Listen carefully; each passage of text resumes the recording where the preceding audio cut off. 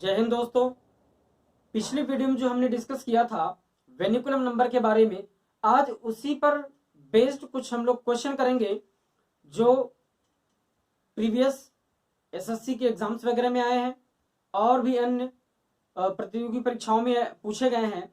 तो उनको आज हम डिस्कस करते हैं। तो देखिए, पहला क्वेश्चन ये है, ABC are 3 single digit such that 0.ABC dot dot dot is equal to 26/37, then आपको वैल्यू फाइंड आउट करनी है a plus B plus C is equal to question mark. अब देखिए जरा कैसे करेंगे। अब बताइए कि यहाँ पे ए बी सी इन्हीं तीन का रिपीटेशन बार बार हो रहा है। अब क्या इसको हम लिख सकते हैं 0.ABC पर वेनिकुलम यानी बार इज इक्वल टू 26/37। अब जरा बताइए, हमने आपसे ये डिस्कस किया था कि जितने डिजिट पे बार हो, जितने डिजिट पे वेनिकुलम है, उसके डिनोमिनेटर में उतने 9 लिखेंगे। देखिए, वेनिकुलम तीनों पे है, ए पर भी है, बी पर भी है, सी पर भी है, तो क्या 3 ठो 9 लगेगा, 999। अब बताइए जरा, तो क्या ए बी सी अपॉन में 999 इज इक्वल टू 26/37 होगा कि नहीं होगा? बिल्कुल होगा। अब बताइए, ये होता है तो ये 999 यानी 37 इंटू 3 इज इक्वल टू होता है 111। ठीक, अब देखिए जरा, अब इसको आप लिख सकते हो क्या कि 111 इंटू 9 यानी 111 गुणे में 9 बराबर 26/37। ठीक है, अब जरा बताइए कि क्या 37 1 जा 37 और 37 3 जा 111 होगा 111? यहां से आप करके देख लीजिएगा एक बार। तो ये हो गया आपका 9 त्रिक 27। अब आपका यहां पे आया result A B C is equal to 27 into 26 यानी 27 गुणे 26। अब आप कहेंगे इसका गुणा कैसे करेंगे, मल्टीप्लाई। तो इसका तरीका मैं बताता हूं। अगर आपको स्क्वायर याद है तो ये बहुत आसानी से कर लेंगे। क्या आप 27 को 26 प्लस 1 और गुणे में 26 लिख सकते हैं क्या? बिल्कुल लिख सकते हैं। अब देखिए जरा, 26 का 26 में मल्टीप्लाई करेंगे यानी स्क्वायर होगा, तो ये हो जाएगा 676 प्लस 26, ये हो गया आपका 6 6 12, 7 2 9 1 10 कैरी 1 यानी 6 7। अब जरा बताइए कि क्या ए की वैल्यू 7, बी की वैल्यू 0 और सी की वैल्यू 2 है।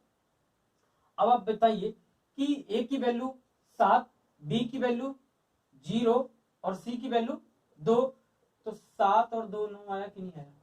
ये क्वेश्चन पूछे गए हैं एसएससी में। ठीक है दोस्तों, अब देखिए दूसरा क्वेश्चन, इसको सिंप्लीफाई करना है। तो अगर आपको इसकी वैल्यू पता होगी, यानी आपको वेनिकुलम को सिंप्लीफाइड करने आता होगा, तो कर ही लेंगे डायरेक्ट। अब आइए जरा देखते हैं, इसको आप लिखेंगे क्या, 11 जितने डिजिट पे वेनिकुलम है उतने 9, 2 डिजिट 99 और प्लस 0.22 पे वेनिकुलम है यानी 22 पे, तो इसको आप लिखेंगे 22 बटे में 99। बताइए जरा, क्लियर है? Multiply by 3। अब जरा यहां देखिए ध्यान से, ये हो जाएगा आपका क्यूब रूट,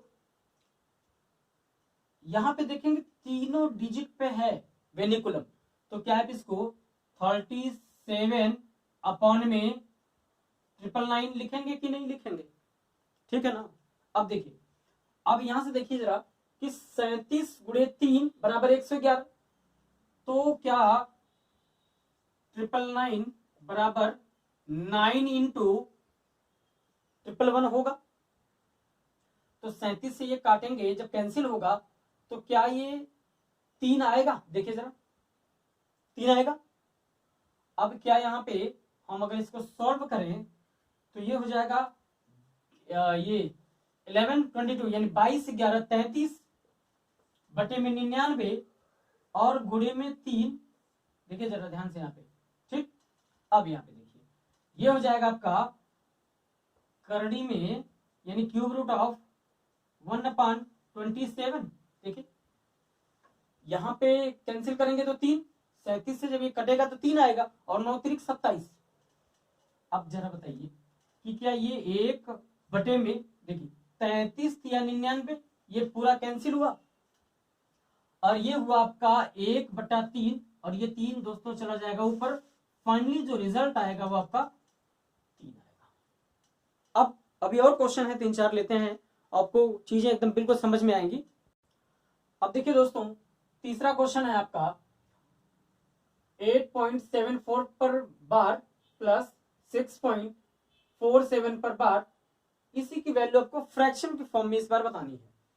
तो सबसे पहले आपसे मैंने डिस्कस किया था अभी पिछले वाले ही वीडियो में कि अगर इंटीजर वैल्यू है तो इसको पहले आप सेपरेट कर लो। तो देखिए यहाँ पे हमने सेपरेट कर लिया यानी अलग कर लिया। तो 8 प्लस 0.74 पर बार प्लस 6 प्लस 0.47 पर बार, ठीक है।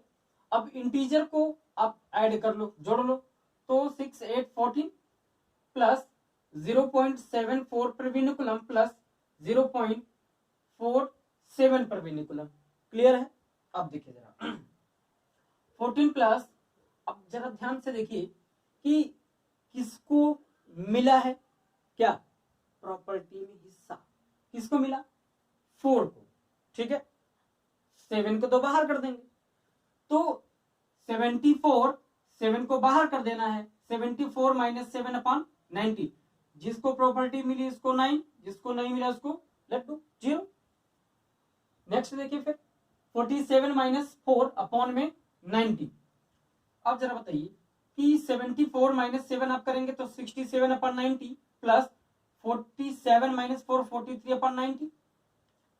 दोनों का डिनोमिनेटर हर आपस में बराबर है तो जोड़ देंगे। तो क्या 7 3 10 और 6 4 10 1 11, 110/90 आया। तो 14 प्लस 0 से 0 कट गया, 11/9। अब देखिए इसका अंश बड़ा है यानी न्यूमरेटर बड़ा है, तो 9 1 कम 9, 2 11/9।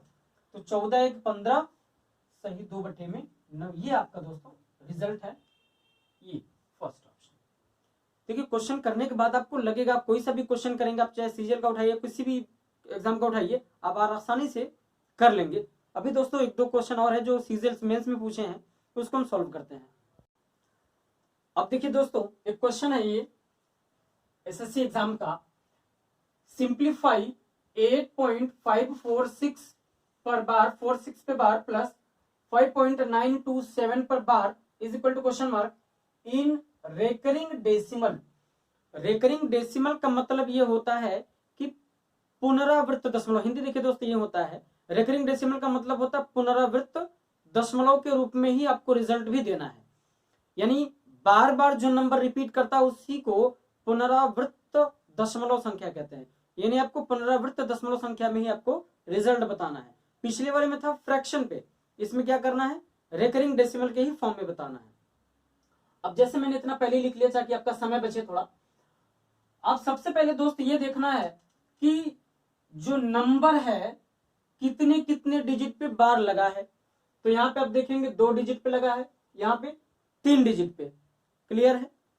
अब तो रिजल्ट में कितने डिजिट पे बार लगेगा, तो सबसे पहले करना क्या है कि जितने डिजिट पे बार हो, अब जैसे यहां तो मैंने 2 ही का लिया है, एग्जाम्स में हो सकता है 3 का पूछ दे, तो जितने डिजिट पे बार लगा हो सबसे पहले उन डिजिट का एलसीएम निकाल लो। उन डिजिट का क्या करेंगे, एलसीएम। जैसे यहाँ पे 2 डिजिट पे बेनिकुलम लगा था, बार लगा था, तो हमने 2 लिखा। 3 डिजिट पे लगा है बार, तो हमने 3 लिखा। 2 और 3 का एलसीएम कितना आया, 6। क्लियर है? अब यहाँ पे देखिए, यहाँ पे तो 3 डिजिट पे बार लगा है, लेकिन क्या यहाँ पे लगा है, तो यहाँ पे आप कहेंगे सर 2 ही डिजिट पे लगा है। तो जितना डिजिट छूटा है रिजल्ट में भी उतना ही डिजिट छूटेगा। तो समझने के लिए एक लाइन ड्रॉ कर लेते हैं दोस्त, ठीक है। अब यहां से 6 डिजिट आपको गिनना है, 2 2 4 2 6,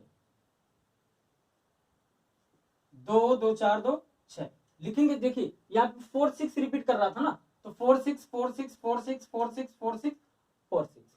यहाँ पे देखेंगे 9 2 7 927 927 927 927, यानी जो रिपीट कर रहा है केवल वही लिखेंगे। अब जरा ध्यान दीजिएगा ऐड कैसे करते हैं।